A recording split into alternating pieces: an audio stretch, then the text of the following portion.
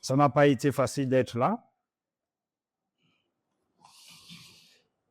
Mais le Seigneur a permis que ce matin, je puisse être là.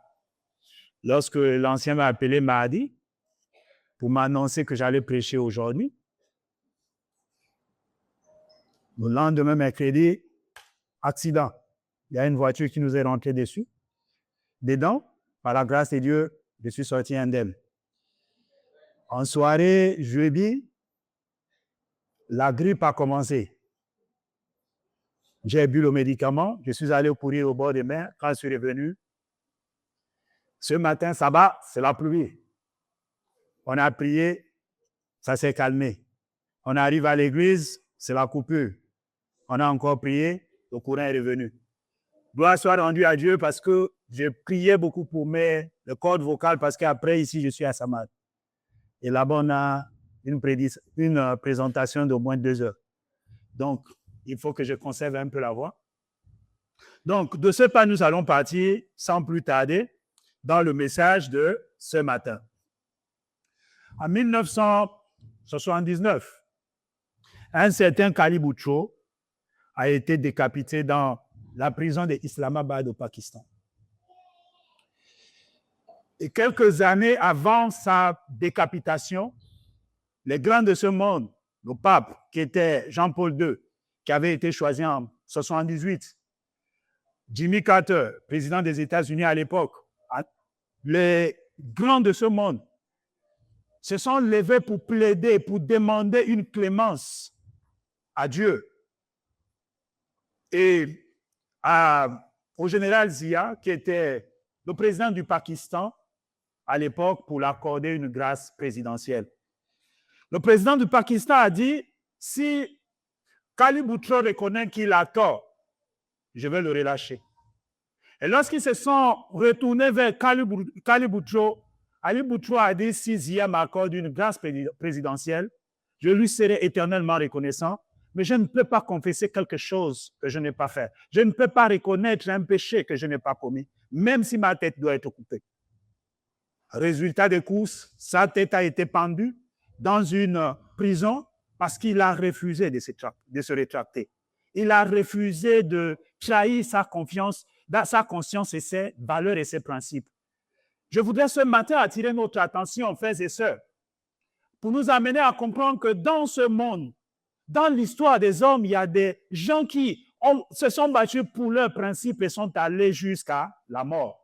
Pour des causes nobles, pour des valeurs que nous tous aujourd'hui, nous idéalisons, qui ont été crucifiés, qui ont été pendus. Et d'ailleurs, l'histoire nous fait comprendre que l'apôtre Pierre a été pendu, mais il a choisi d'être pendu, qu'on le pende la tête en bas, pour que ça ne ressemble pas à ce que Jésus-Christ a vécu. En d'autres termes, la croix n'a pas seulement été la propriété de Jésus. Jésus n'est pas le seul qui est passé sur la croix. Il y a d'autres personnes qui ont été crucifiées. Mais la question qu'on devrait se poser, pourquoi la croix de Jésus? Comme l'apôtre Paul le dit ce matin, que les Juifs cherchent les miracles, les Grecs cherchent la sagesse, nous prêchons Christ crucifié. Et l'apôtre Paul pouvait dire que si je ne prêche pas le Christ crucifié, pourquoi je suis persécuté? Et il a été appelé l'apôtre de la croix. Et son évangile a été appelé l'évangile de la croix. À partir de ce moment, la question qu'on peut se poser, qu'est-ce que cette croix a de si particulier? Qu'est-ce que cette croix a de spécial pour que quand on parle de la croix de Jésus, on oublie toutes les autres croix? Ce matin, nous allons dans le psaume pour nous rendre compte qu'en fait, la croix de Jésus-Christ a été prédite. Depuis 1000 ans avant que le Christ n'arrive, Dieu avait déjà prédit que Jésus-Christ va passer par la croix. Il va mourir pour les hommes, mais il pouvait mourir par un accident de moto, de vélo, de je ne sais quoi. Mais c'était prévu que Jésus allait passer sur la croix.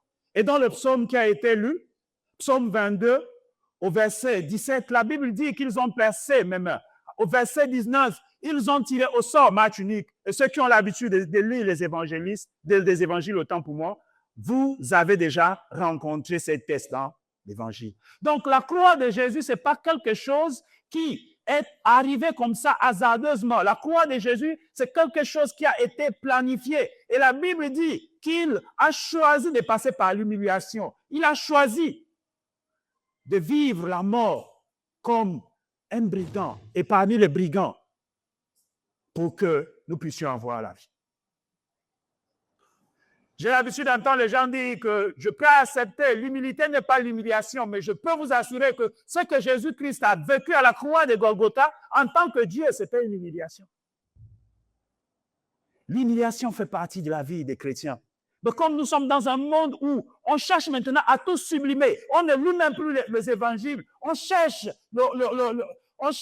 à bien paraître, on cherche à donner un évangile qui arrange tout le monde, un évangile qui fait plaisir à tout le monde. Nous sommes maintenant dans des concepts du développement personnel. Oublions que le développement personnel n'a jamais transformé la vie de qui que ce soit. Mais la Bible nous fait comprendre que l'évangile de la croix est une puissance pour nous qui cherchons la puissance, pour nous qui voulons prêcher avec puissance. La Bible nous fait comprendre que la puissance se trouve à la croix. Nous devons partir à la croix. Nous devons contempler le Christ crucifié pour que nous puissions recevoir de lui la force nécessaire pour être à même de prêcher, pour être à même de prier et de chasser les démons, tout ce qui va avec.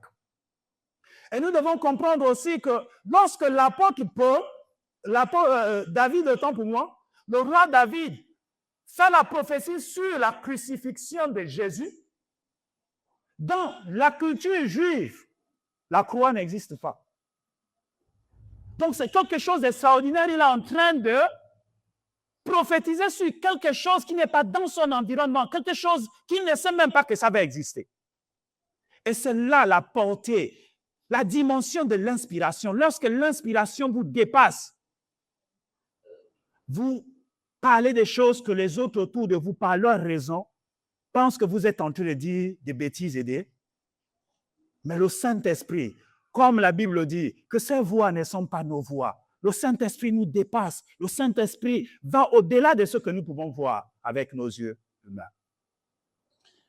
Et la Bible, David, à l'occurrence, avait déjà dit qu'un jour, le Christ va venir sur cette terre, il va être crucifié. Donc, ce n'est pas quelque chose qui est arrivé comme ça de façon banale. C'est quelque chose qui avait déjà été prophétisé, prédit. Et lorsque le Christ arrive,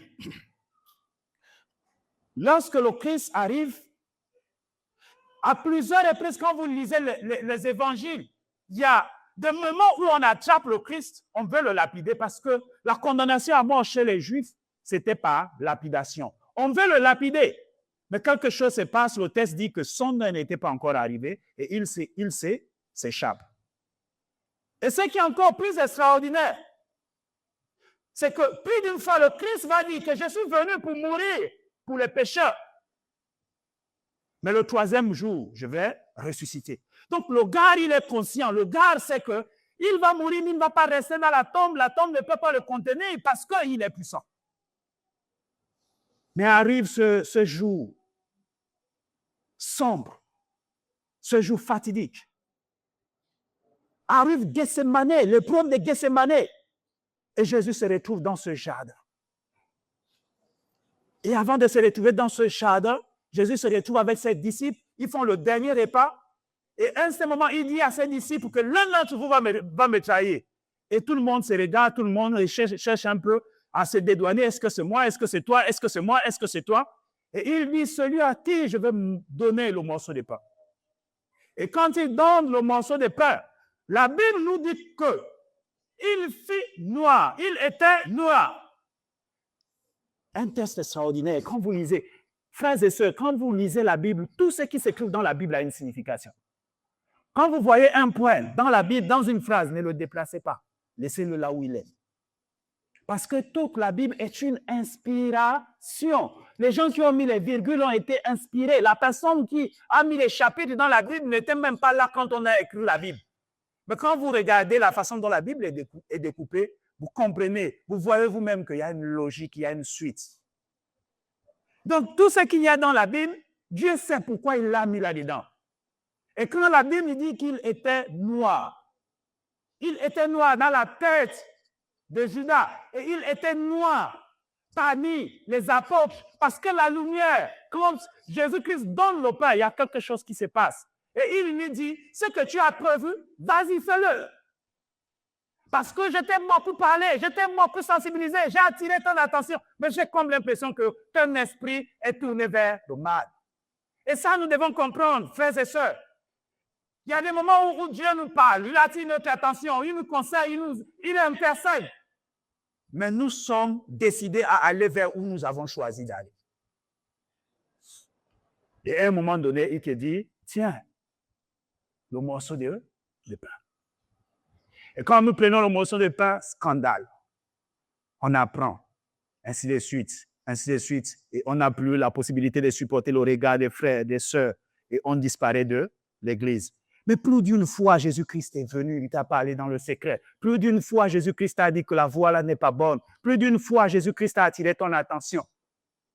Mais tu as choisi de rester comme Judas, imperturbable dans ta position parce que tu as le libre arbitre. Et Jésus-Christ le respecte. Et lorsqu'ils arrivent maintenant à Gethsémane, le même Judas vient avec une foule. Et dans le jardin d'Éden, Jésus-Christ commence à ressentir la peur. Et là, nous avons un autre texte extraordinaire dans 2 Corinthiens, chapitre 5, verset 21. 2 Corinthiens, chapitre 5, verset 21, la Bible nous dit, celui qui n'a point connu le péché, il l'a fait devenir péché, seulement afin que nous devenions en lui justice de Dieu. Le plus souvent, nous parlons de la croix, nous disons Dieu m'a sauvé, Dieu a fait ci, Dieu, Jésus-Christ est mort, il a pris mes péchés. Mais techniquement, parfois, ça veut dire quoi? Il y a quelqu'un qui a dit que les adventistes enseignent les promesses, mais ils n'enseignent pas les procédures. Parfois, nous balançons des expressions, nous balançons des phrases, nous balançons des citations qui peut-être pour nous veulent dire quelque chose. Mais peut-être pour les gens qui nous écoutent, ça ne veut rien dire du tout. Et pendant longtemps, nous avons enseigné que nous sommes sauvés parce que Jésus-Christ a donné sa vie à la croix. Donner sa vie à la croix, qu'est-ce que ça veut dire? Est-ce qu'on a la preuve scientifique? Est-ce qu'on a la preuve archéologique? Est-ce qu'on a la preuve? Ou nous disons simplement que croyons par la foi.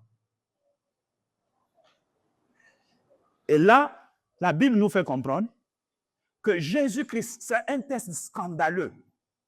C'est-à-dire, pour qu'on amène le Christ à la croix, il faut qu'on le trouve coupable. Si on crucifiait le Christ sans qu'il ne prenne nos péchés, si on avait crucifié le Christ sans qu'il ne prenne nos péchés, ça devait être une injustice.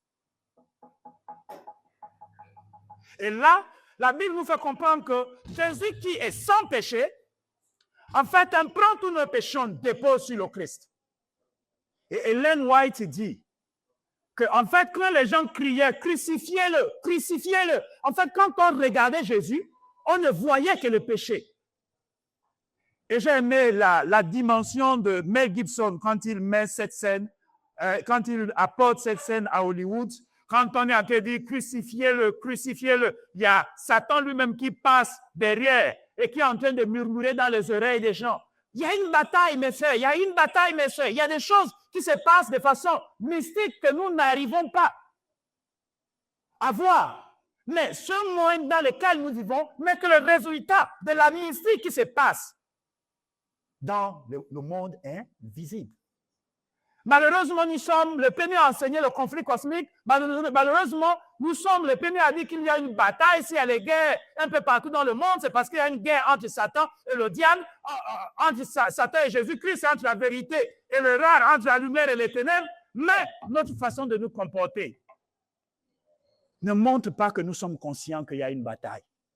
Parce que je ne suis pas sûr que si tu étais en Ukraine, tu pouvais passer en sifflant dans la journée et dans la rue. Si tu es en Iran actuellement ou en Israël, tu pouvais te balader main dans les poches, en train de siffler, en train de chanter, sans qu'une bombe ne tombe sur ta tête. Donc, on a l'impression que nous ne sommes pas conscients qu'il y a quelque chose qui nous dépasse, il y a quelque chose qui engage notre destinée, qui engage nos vies, et que nos têtes sont mises à prix. Il y a un pasteur adventiste qui a dit que le monde entier est en train de danser autour de son cercueil.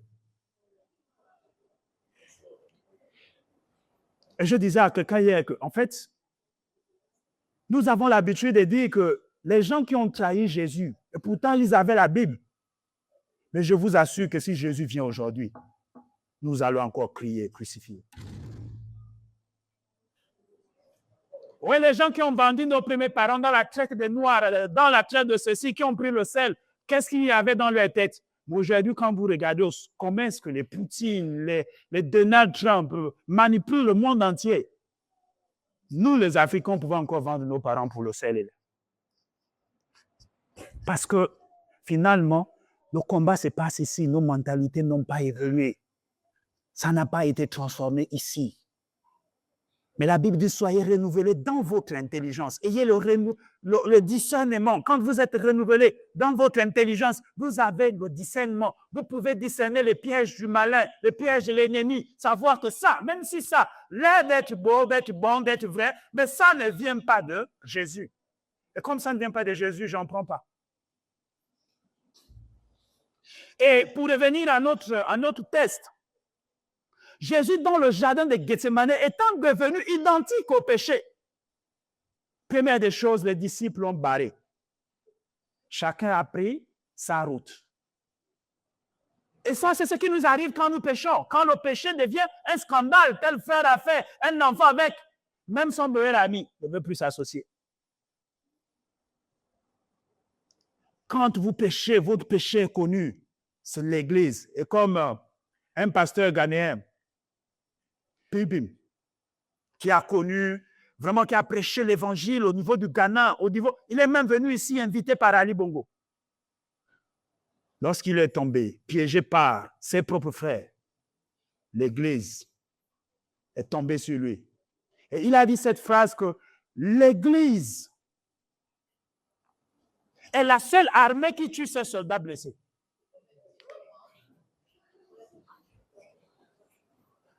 Vous allez voir que sur un terrain de guerre, quand quelqu'un est blessé, les autres mettent leur vie en danger pour venir récupérer le soldat blessé. Mais quand tu es blessé à l'église, on n'a pas le temps de te tirer.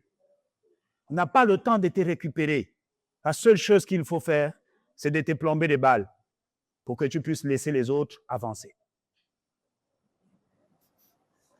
Et finalement, Jésus-Christ se retrouve seul. Et là, le Christ qui a dit qu'il est venu mourir pour les humains, il va maintenant prier et demander à Dieu d'éloigner de lui cette coupe. Le Christ ne veut plus mourir. Il dit, trouve une solution, une autre solution, pas cette coupe. Mais il dit, s'il est possible. S'il est possible. Donc le Christ a maintenant peur.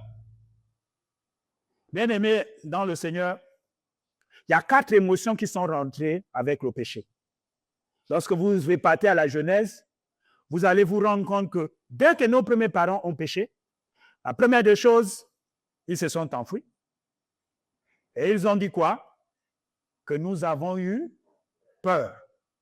La deuxième des choses, ils su qu'ils étaient nus. Donc, ils avaient honte l'un de l'autre. Ils avaient honte même de Dieu qui les a créés. Ils avaient peur qu'ils ne les voient nus. Donc, il y a la peur, il y a la honte, il y a la colère, il y a la jalousie que vous allez maintenant voir avec les deux frères. Ces émotions accompagnent le péché. Lorsque le péché pèse sur toi et que tu as peur, ça ne sert à rien de chercher les solutions humaines. Va juste à Christ. Dis au Christ qu'il y a quelque chose dont j'ai honte, dont j'ai peur. S'il te plaît, enlève.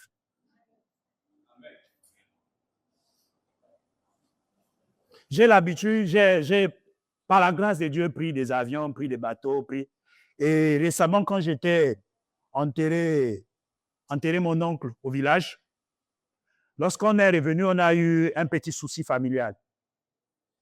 Et puis, j'ai pris la femme de mon oncle, et puis son bébé, et puis la petite soeur, la fille de de la petite sœur de ma mère qui est en France, qui était là-bas au village. Et c'est comme ça qu'on est arrivé. Ne pouvons pas payer les billets pour tout ce monde-là. On a pris la voiture où on pouvait payer 35 000 la tête. Et à ce moment, je suis à la cabine. On fait le tronçon qui est difficile. Quand on a fini avec le tronçon qui est difficile, c'est 120, 140, 120, 140, 120, 140. Là, je commence à penser à la mort. Mais la mort, ici, je commence à y penser parce que j'ai peur de mourir. Mais j'ai peur de mourir parce que je me suis séparé en queue de poisson avec mes parents. Et là, je me dis, si je meurs maintenant là, est-ce que je vais au ciel? Ou quand le Christ va revenir, est-ce qu'il va me récupérer moi? À partir de ce moment, on dit la seule façon, c'est de me réconcilier avec Dieu, demander pardon, prier au fond de moi. Et je me suis mis à prier. Quand j'ai fini de prier, j'avais maintenant l'assurance, j'étais convaincu que ça tombe dans l'eau, dans le ravin, je suis dedans, je m'en sors. Le jour où Jésus reviendra, mon nom sera sur la liste. Et à partir de ce moment, le gars, il met 140, je suis tranquille. 120, je suis tranquille. Pourquoi? Parce que j'avais enlevé le problème. Et à chaque fois que je prends l'avion, dès qu'il y a la peur, une fois j'ai fini de prier, l'avion peut faire 4 heures. Parce que quand tu es là-dedans, tu te demandes, ça peut tomber comme ça. Ça peut faire 4 heures, 6 heures, 10 heures, 12 heures. Je suis tranquille. Donc, ces émotions, la peur, la colère, la jalousie, ces émotions le plus souvent viennent avec la culpabilité, le péché et tout ce qui va avec. Mais lorsque le Christ arrive dans la croix de Golgotha, la croix, comme je le disais, en fait, n'était pas dans la culture juive. C'est maintenant un roi grec, Antiochus Épiphane, qui a régné 2 ou 3 siècles avant Jésus, qui a récupéré la pratique de la croix pour terroriser tous les grands bandits. Donc, l'objectif à la croix, c'était que la personne puisse mourir par supplication. C'est-à-dire, il souffre avant qu'il ne meure. Et le sang devait couler doucement, doucement, doucement, doucement. Mais chose étonnante, on dit Jésus-Christ monte à la croix à 9 h, à 15 h, il meurt. Et c'est tellement surprenant que les gens qui sont là à la croix sont obligés de vérifier pour éviter de faire descendre un corps qui, quelqu'un qui n'est pas mort réellement. J'ai réfléchi sur cette question-là. Et je me suis rendu compte qu'il y a là encore un test où le Christ dit, je te remets mon âme. En fait, ce n'est pas la croix qui a tué Jésus. Jésus pouvait faire 3 jours sur la croix. Et c'était le but. Mais ce sont nos péchés, le poids du péché.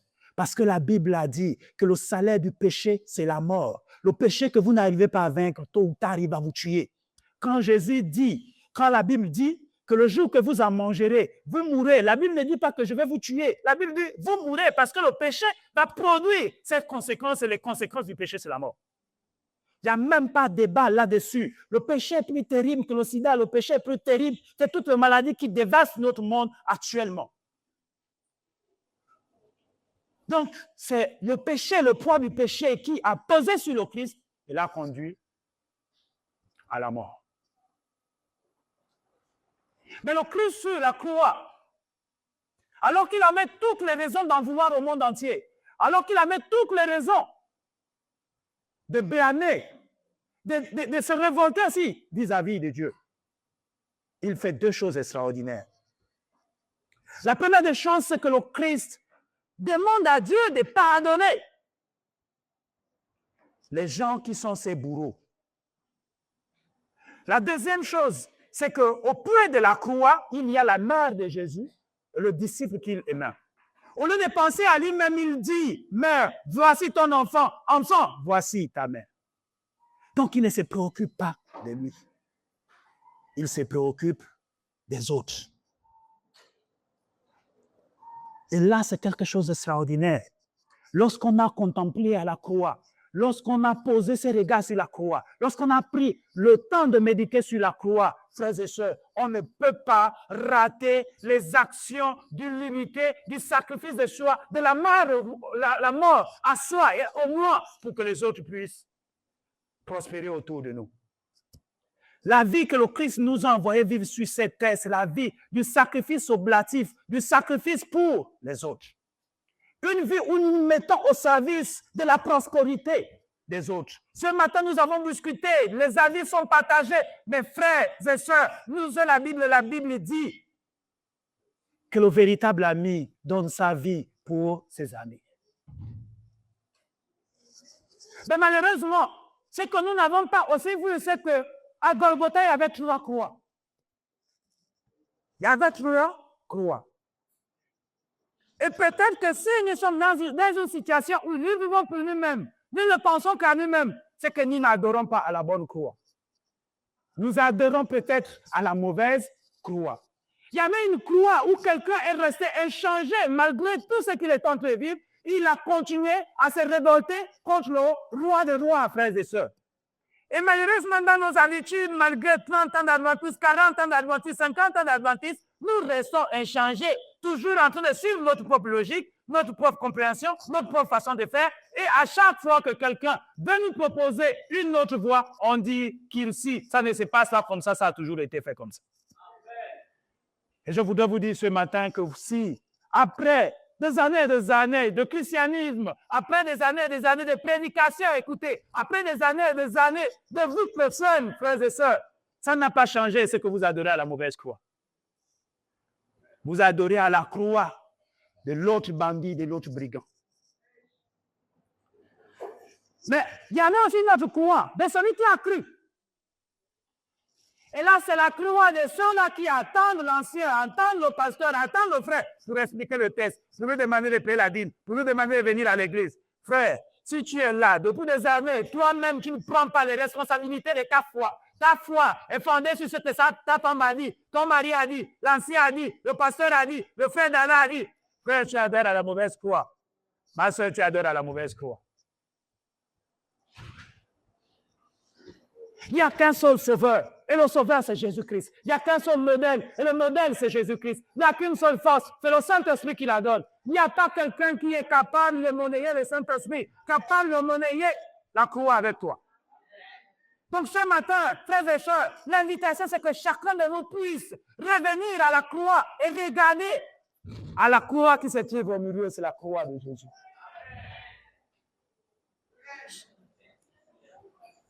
Et là, nous terminons avec le dernier test, avec Apocalypse.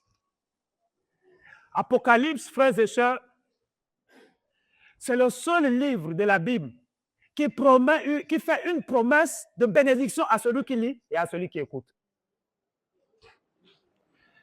C'est le seul livre de la Bible qui vous promet la bénédiction parce que vous êtes en train de m'écouter ce matin et qui me promet la bénédiction parce que je vais faire la lecture. Malheureusement, c'est la Bible, le livre de la Bible qui a été mal interprété, qui a été amusé et qui sert pas même aujourd'hui aux adventistes parce que quand on va dans l'Apocalypse, on ne voit que les bêtes. Mais avant qu'on arrive aux bêtes, nous devons nous poser la question, l'Apocalypse s'adresse à qui? Pourquoi l'Apocalypse a été remusé? Et là, vous allez comprendre que quand Jean écrit l'Apocalypse, nous sommes autour des années 90. En 80, il y a déjà un certain Domitien, frère de Titus, que nous connaissons, qui a depuis Jérusalem, qui règne en tant qu'empereur. Et ce Domitien exige que tout le monde dans son empire l'adore. Quand il passe, tout le monde se met à genoux. Mais face à la Bible, les chrétiens disent qu'on doit adorer et adorer seul que Dieu. Nous ne pouvons pas nous mettre à genoux devant un homme, même s'il s'appelle Pharaon, même s'il s'appelle Domitien. Et à cause de ça, les chrétiens sont jetés au bûcher. Les chrétiens sont brûlés. On dit même que Néron, à un certain moment, éclairait la ville. Comme il n'y a pas le courant, là, on devait éclairer la ville de Libreville avec les bûchers qu'on a élevés les adventistes dessus. Et ces chrétiens qui sont autour des années 90, c'est les chrétiens de la deuxième et de la troisième génération. Donc, ils n'ont pas vu Jésus. Et la question qu'ils se posent, c'est est-ce qu'on a misé sur le bon chemin? Est-ce que Jésus est vraiment ressuscité? Est-ce que Jésus-Christ va revenir? Est-ce que nous faisons bien d'accepter de mourir à cause de ce Jésus? Et là, l'apôtre Paul, l'apôtre Jean, avec une littérature extraordinaire, répond à cette question en disant, oui, j'ai vu le Christ et je peux vous l'attester qu'il est vrai, qu'il existe. Et on se retrouve dans ce verset où, dans Apocalypse chapitre 5, le verset 1, la Bible nous dit, puis je vis dans la main droite de celui qui était assis sur le trône un livre écrit en dedans et en dehors, scellé de 7 sceaux. Et je vis un ange puissant qui criait d'une voix forte, qui est digne d'ouvrir le livre, qui est mis d'en rompre les sceaux, frères et sœurs, pendant que vous cherchez qui est le plus grand, pendant que vous cherchez qui est le plus digne, qui est le plus saint. La question vous est posée ce matin, si parmi vous est mis d'ouvrir les sceaux. Et tout le monde est silencieux. La Bible dit, et personne dans le ciel, ni sur la terre, ne put ouvrir le livre, ni le regarder. Les amis, il y a une bombe dans ce texte-là. On dit, personne. Dans le ciel, dans le Seigneur, il y a qui là-bas? Il y a les anges et qui d'autre? Il y a Dieu le Père. Est-ce que je comprends? Dans le ciel, personne n'a été trouvé pour ouvrir le livre. Sur la terre, avec tous les grands diplômés, avec les scientifiques, avec les milliardaires que nous avons, les uns les autres, tous ces gars que nous avons, que nous admirons, les Bush, les Donald Trump, les Poutine, pour qui nous nous battons à longueur de journée sur Internet. La Bible dit que ces gars n'ont pas été trouvés dignes d'ouvrir le livre. Sous la terre, avec tous les prix Nobel, avec tous les grands évangélistes, tous ces noms que nous connaissons, personne n'a été trouvé digne. Et là, l'ange, et là, le prophète est désemparé. Il se pose la question, mais si personne n'est digne, l'histoire de l'humanité est bloquée. Et la Bible nous dit, et je prierai beaucoup de cette personne ne fut trouvée digne d'ouvrir le livre, ni de le regarder. Et l'un de viendra me dit, mais plein. Voici le lion de la tribu de Juda, le rejeton de David, a été pour ouvrir le livre et ses sceaux. Lorsqu'on parle du lion de la tribu de Juda, le prophète Jean prend courage. Parce que quand on parle du lion, c'est la violence. Le lion, c'est la catastrophe. Le lion mange tout, le lion dévore tout. Même l'éléphant, quand le lion voit l'éléphant en forêt, c'est de la viande. C'est juste une gazelle. Donc, le prophète est rassuré quand il entend parler du lion de la tribu de Juda. Mais quand il se retourne, là il a entendu. Quand il se retourne, il dit, je vis au milieu des 4 êtres vivants et au milieu des vieillards un agneau qui était là comme immolé. Il avait 7 cornes et 7 yeux, qui sont les esprits de Dieu envoyés pour toute la terre. Donc, quand il regarde, il ne voit plus le lion. Il voit un agneau immolé. Et le texte continue. Il prit le livre de la main droite de celui qui était assis sur le trône. Quand il eut pris le livre, les 4 êtres vivants et les 24 vieillards se prosternèrent devant l'agneau, tenant chacun une harpe et de coupes d'or remplies de parfums qui sont les prières des saints. Et il chantait un cantique nouveau en disant, « Tu es digne de prendre le livre et d'en ouvrir les sceaux, car tu as été immolé et tu as racheté pour Dieu par ton sang des hommes de toute la tribu, de toute langue, de tout peuple et de toute nation. » Texte extraordinaire. Extraordinaire par la façon dont c'est rédigé, mais extraordinaire par la profondeur du message qui nous amène à comprendre que tu n'iras pas au ciel parce que tu es un lion. Tu n'iras pas au ciel à cause de ton diplôme, à cause de ta capacité à interpréter l'Apocalypse. Tu n'iras pas au ciel parce que tu commets les écrits plus que tout le monde. Le texte nous fait comprendre que Jésus n'est pas devenu roi des rois parce qu'il était lion. Jésus est devenu roi des rois parce qu'il s'est fait agneau. Et ça, c'est le secret de l'humilité. C'est le secret de la force. C'est le secret de la puissance. Aussi longtemps que vous serez en train de piétiner les autres parce que vous avez des positions, aussi longtemps que vous allez régner sur les autres parce que vous êtes des hommes, parce que vous êtes plus forts, parce que vous avez les muscles, parce que vous avez l'argent, parce que vous avez tout ce que ce monde valorise, vous n'avez rien compris de l'évangile.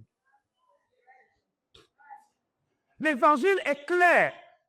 Celui qui veut être le plus grand, qu'il s'abaisse. Là, c'est le secret du leadership, le secret des hommes qui attirent, des hommes qui dirigent, des hommes qui donnent le temps. Si vous voulez diriger, vous voulez donner le temps, vous voulez qu'on vous respecte, vous voulez qu'on vous considère, soyez des serviteurs des agneaux. Soyez des agneaux. Et nous tous, ça ne concerne pas seulement les gens qui occupent ou qui font ou qui ont. Ça concerne tous parce qu'autant que nous sommes dans un monde où il y a l'inflation de l'orgueil. Chacun de nous pense qu'il est quelque chose. Chacun de nous pense qu'il vaut quelque chose. Ah, moi, on ne me parle pas comme ça. Ah non, on ne me regarde pas comme ça. Ah non, on ne me dit pas ça. Ah non, tu sais qui je suis. Tu n'es rien du tout. Tu n'es rien du tout. Parce que c'est Dieu qui est tout. Donc, ce matin, frères et sœurs, la Bible attire notre attention sur la croix. Le secret de la vie, c'est la croix. Le secret de la réussite, c'est la croix. La puissance se trouve dans la croix. C'est la raison pour laquelle l'apôtre Paul, après avoir utilisé son intelligence à Athènes, le gars a compris que l'intelligence n'allait pas convertir des milliers, n'allait pas l'amener partout sur l'espace, sur la terre. Il a choisi d'être le prédicateur de la croix et de la croix seule.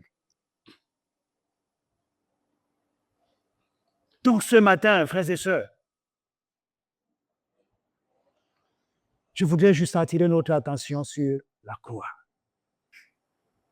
J'ai promis d'être léger, de ne pas déranger.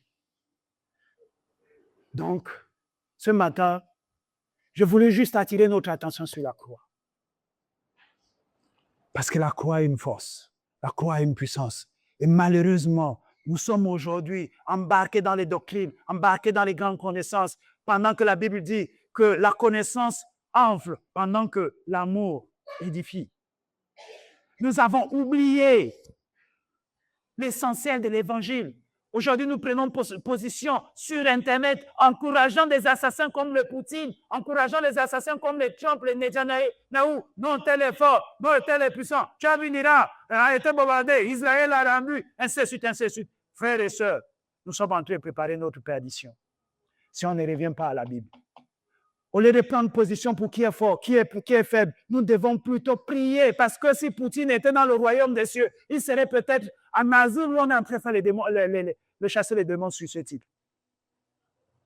Parce que dans le royaume de Dieu, c'est le royaume de l'amour, c'est le royaume du partage, c'est le royaume du sacrifice. Les plus grands dans le royaume de Dieu se sacrifient pour les autres. Si vous voulez être plus grand, ce n'est pas interdit. La Bible dit, si tu veux être plus grand, sois le plus petit.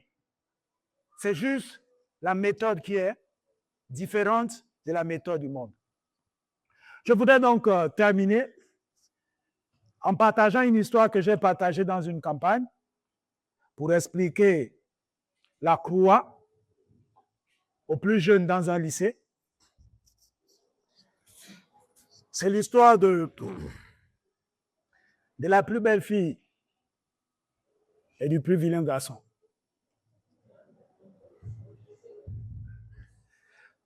Cette histoire se passe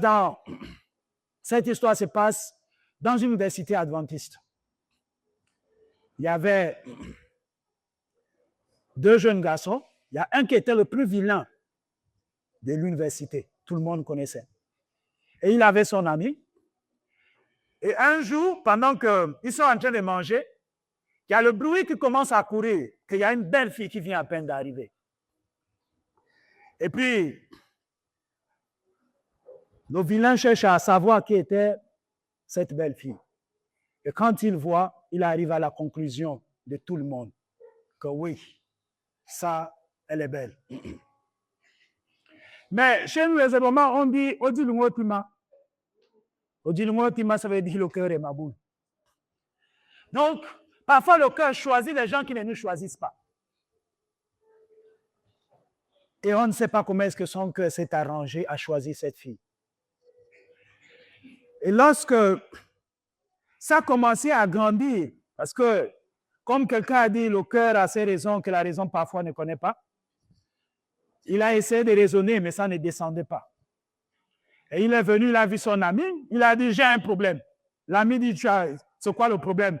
Il dit, excuse-moi, mais je pense que je suis amoureux de cette fille. L'ami dit, quelle fille? Il dit, la fille dont on parle là. Il dit, ouais, là tu as un problème. Parce que d'après ce que j'ai appris, tous les garçons qui ont l'argent sont passés là, dit non. Tous les garçons intelligents de l'école sont passés là, dit non. Tous les beaux garçons, elle a dit non. Donc vraiment, tu as intérêt à étouffer ce que tu ressens, sinon tu vas finir mal. Et plus il étouffe, plus ça grandit parce que l'amour n'a pas de limite. Le rage ne peut pas contenir l'amour. Rien dans ce monde ne peut limiter la puissance de l'amour. Et un matin, on apprend aussi que la fille en question va quitter l'université parce qu'elle n'arrive plus à payer ses études. Et puis, quand le garçon apprend que la fille va quitter l'université, il est touché. Parce que le véritable amour aime de façon désintéressée. Le véritable amour se sacrifie. Et ce garçon est parti voir l'intendant. Et quand il est arrivé chez l'intendant, il a dit, je vais payer pour la fille. L'intendant dit, est-ce que tu connais la fille là? Non. Bon, tu vas payer pour elle, pourquoi? Oh non, je vais payer. Il dit, non, non. Il dit, comment ça? C'est mon argent. Il dit, bon, toi-même, tu as du mal à t'en sortir. Tu vas encore venir payer pour quelqu'un que tu ne connais pas. Il dit, c'est mon argent, je vais payer. Le gars a dit, OK, il n'y a pas de problème. Il a payé. Quand il a payé, il n'avait plus de quoi poursuivre ses études. Il a arrêté son année. Il est parti vendre les livres. Comme nous, les adventistes, nous savons bien le faire, le colportage. Il est parti, il a vendu ses livres, il a perdu l'année. Et l'année qui a suivi, il est revenu. Mais l'amour ne disparaît pas avec le temps, avec l'espace, peu importe là où. Si vous êtes vraiment amoureux, ça ne va pas disparaître parce que quelqu'un est parti aux États-Unis. Donc, tout le temps qu'il a fait entrer vendre des livres, quand il arrive sur le campus, Odilungo Tima revient.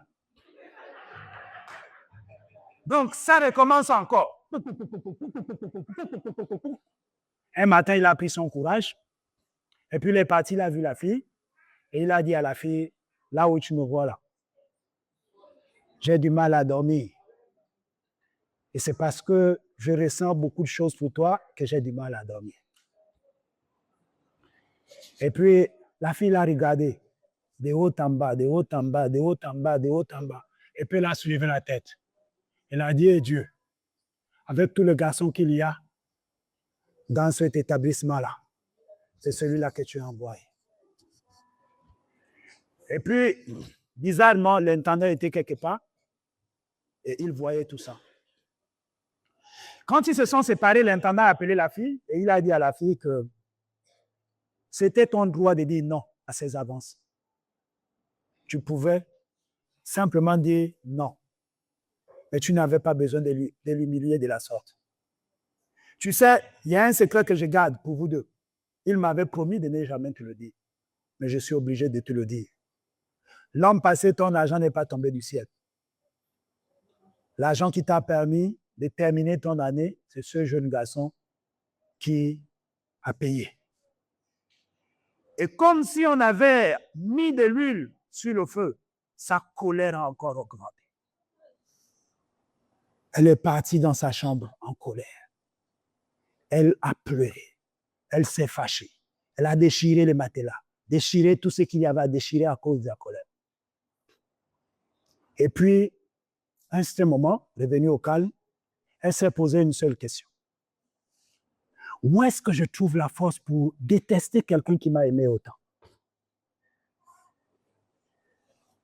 Où est-ce que je trouve la force pour détester quelqu'un qui m'a aimé autant?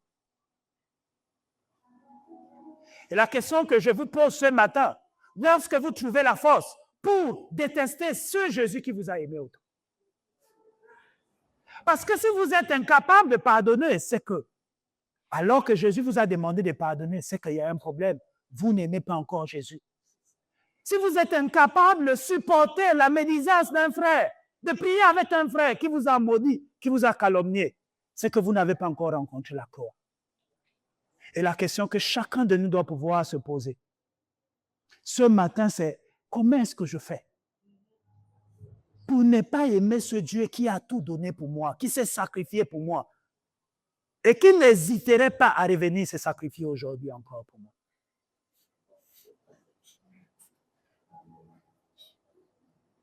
Et un matin, pendant que ce garçon était au réfectoire, ils étaient en train de manger. Et puis, celui qui servait la nourriture avait déjà mis la louche. On a entendu dans le silence de la salle une voix qui tremble et qui disait, « Oui, je te veux. » Et puis, ce garçon, malgré la foule, il a entendu que c'était pour lui. Et là, la personne qui devait mettre la nourriture s'est bloquée parce qu'on voulait savoir qui l'a dit. Et puis là, la pub est arrivée. Boum, la série est finie. Donc, ce matin, que Dieu nous bénisse, que Dieu nous accorde la grâce de repartir à la croix, de méditer sur le sacrifice de Jésus-Christ. Au nom de Jésus-Christ, Amen.